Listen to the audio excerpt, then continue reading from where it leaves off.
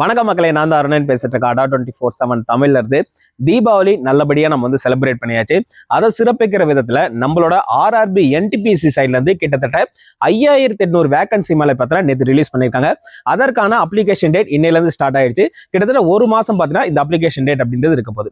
என் கிட்ட நிறைய பேர் நேற்று கேட்ட கேள்வி என்ன அப்படின்னு சொல்லிட்டு பார்த்தா, சார் இன்னும் நம்மளோட டிஎன்பிஎஸ்சி நோட்டிபிகேஷன் அப்படின்னா ஆனுவல் பிளானர் வர்றதுக்கு பார்த்தீங்கன்னா ஒரு 2 மாசம் இருக்கு. அப்போ 2 மாசத்துக்கு அப்புறம் பார்த்தீங்கன்னா நோட்டிபிகேஷன் வந்து அப்படியே கிட்டத்தட்ட பார்த்தீங்கன்னா ஒரு 6-8 மாசம் இருக்குன்னு வச்சுக்கோங்களேன். நமக்கு வந்து ஃபர்ஸ்ட் எக்ஸாம் நடக்கிறதுக்கு.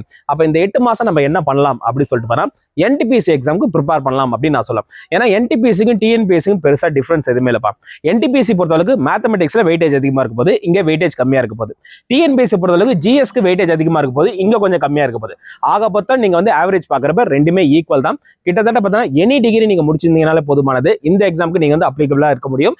அதே மாதிரி வேற டவுட் இருந்துச்சுன்னா மறக்காம இந்த வீடியோ கமெண்ட்ல பதிவு பண்ணுங்க. இதற்கப்புறம் ஆர்ஆர்பி என்டிபிசிக்கான எந்த ஒரு டவுட்ஸ் இருந்தாலுமே நான் நம்மளோட டிஎன்பிஎஸ்சி மாணவர்களாக சால்வ் பண்றேன். All the best.